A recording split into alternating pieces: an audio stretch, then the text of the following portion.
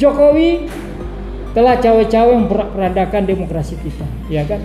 Banyak kesalahan-kesalahan yang dilakukan oleh orang Jokowi. Saatnya rakyat juga menciptakan drakor. Drakornya sekarang rakyat adalah tangkap dan adili Jokowi.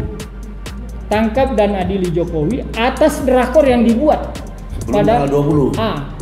Apakah sebelum tanggal 20 atau setelah tanggal 20? Beda, Bos. Nah, ya. Kalau tanggal 20 itu kan dia bisa impeachment, bisa jatuh, ya kan?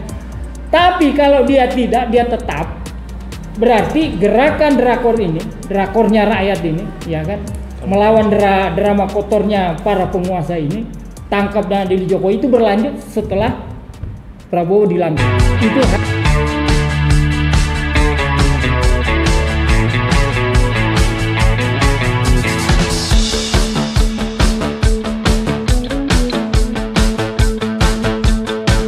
terima kasih. Ini kan sebenarnya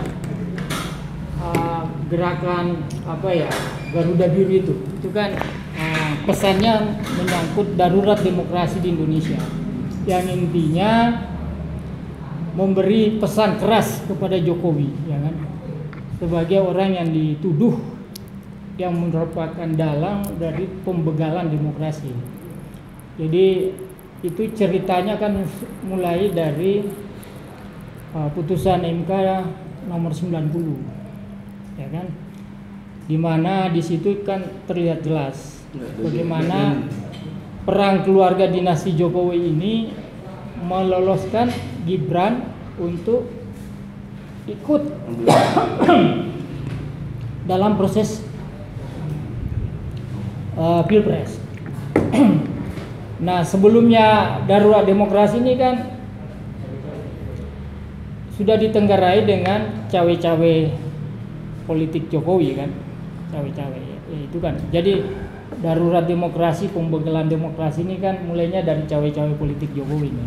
Oke. Nah, cawe-cawe politik Jokowi itu kan kenapa timbul cawe-cawe politik Jokowi itu karena Jokowi gagal dengan isu 3 periodenya itu yang dipotong oleh Mega, cukup 2 periode saja. Nah, sejak itulah cawe-cawe politik Jokowi ini makin makin jelas dan makin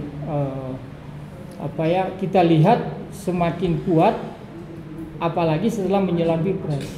Dengan putusan MK nomor 90 itu, di situ terlihat jelas bahwa cawe-cawe politik itu bukan isu lagi, tapi itu suatu kenyataan, suatu fakta bahwa memang Jokowi menginginkan kalaupun dia gagal 3 periode,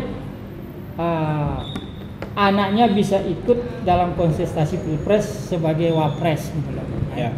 Nah, itulah inti dari putusan MK nomor 90 itu yang memberi karpet merah kepada Gibran untuk menjadi cawapres dari Prabowo Subianto. Dirasa itu. Jadi begini ya, apa yang dikatakan tadi oleh Bang Egy ya. Saya mengoreksi tadi, terstruktur apa tadi? Dosa struktural. Dosa struktural. Kalau saya bukan dosa struktural, dosa TSM, terstruktur, ya kan, sistemik dan masif. Yaitu urusan di MK kalau itu. Ini dosanya sebagai DPR tuh ya struktur dia. Dosanya sebegitu. Ya kan ada terstruktur juga kan. Nah, iya. Ya udah, nah ini kaitannya dengan drakor itu tadi. Jadi politik kita ini kan, MK itu kan hanya panggung di depan, ya kan. Tetapi sebelum putusan 90 itu panggung belakangnya di mana nih, siapa gitu. Nah itu yang tadi. Kenapa ada cawe-cawe? Kenapa tadi ada petugas partai, ya kan? Yang tadinya dia jadi petugas partai, kemudian dia cawe-cawe politik yang mengangkangi semua, yang kita tidak sangka dia hanya petugas partai. Pegang kartu truk. Itu dia. Karena apa? Dia pegang sprindik, ya kan? Sprindik dari para drakor ini. Para drakor. Nah ini kita tidak mau ke depannya. Jadi oke lah, putusan 90 MK, putusan 60 MK yang membatalkan MA, putusan 70 ya kan, yang kemudian mau direvisi melalui balik DPR, kemudian lahirlah demo besar-besaran, kemudian mereka ngeper, ya kan, para drakor ini ngeper gitu loh. Ya tadinya rame-rame setuju, drakornya rame-rame setuju, tapi setelah ada panggilan darurat demokrasi, ya kan, kemudian seluruh Indonesia turun masif, ya kan, jadi drakornya mental, ya kan, tiba-tiba dari prokes yang berseliweran di YouTube, semua di belakang dari semua batalnya dilanjutkan rancangan undang-undang menjadi undang-undang, itu semua Prabowo. Jadi drakor ini kita harus lawan, rakyat harus melawan drakor ini dengan menciptakan drakor juga gitu.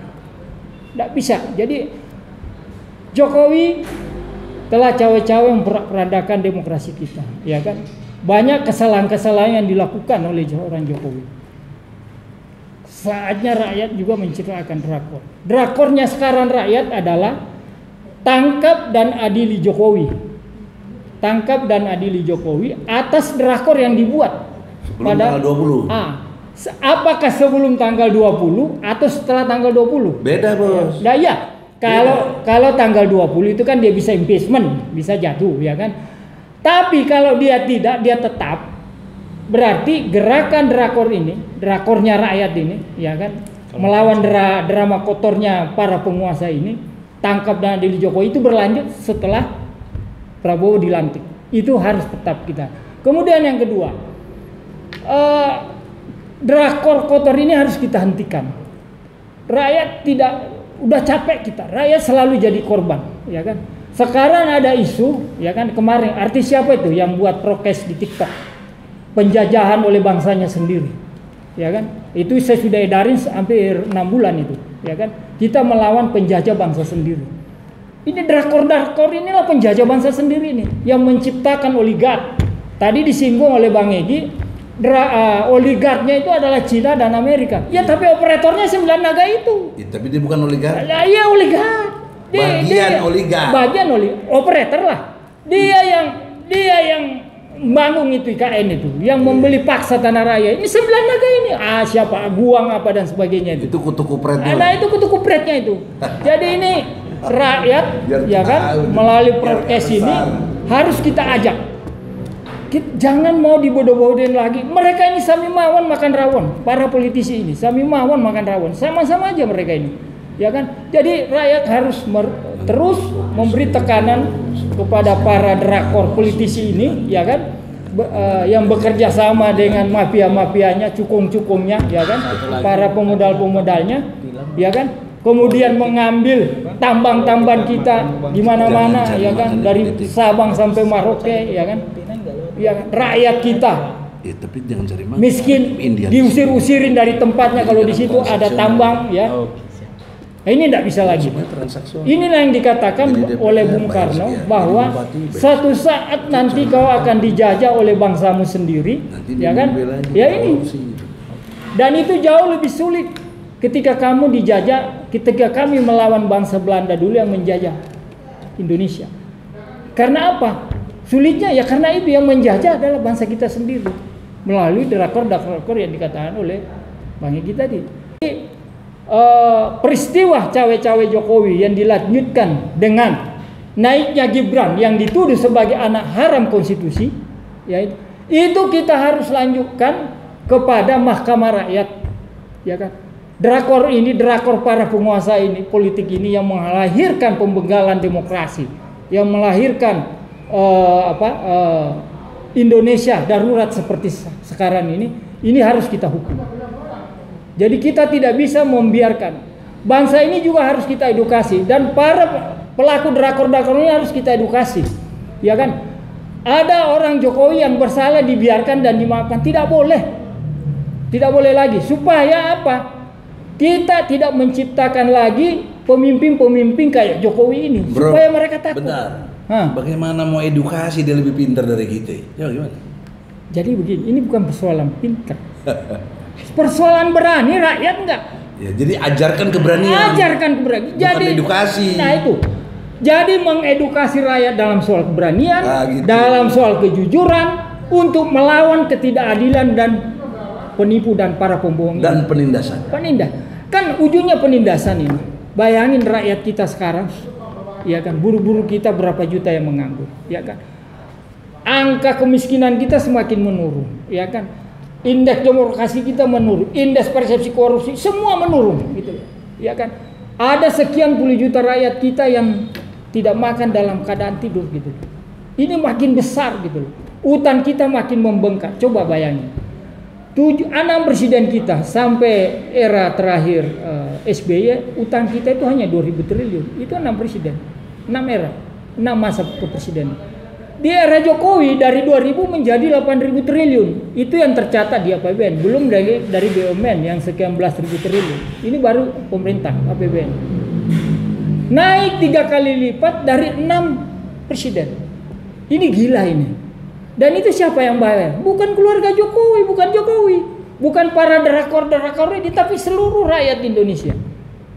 Nah, jadi ini kita tidak bisa biarkan. Satu-satunya cara kita harus membangkitkan keberanian rakyat, mengedukasi keberanian rakyat, kejujuran rakyat untuk peduli terhadap nasibnya dan anak cucunya gitu. Ya kan? Drakor ini yang dikatakan Bang Edi Sujana tadi itu harus kita lawan. Ya kan? Tidak bisa lagi kita biarkan hal kebejatan moral, ya kan, kebejatan etik, ya kan, sudah tidak ada. Ini kita sudah tidak melihat lagi pejabat-pejabat kita. Hampir semua pejabat kita itu korupsi. Ya.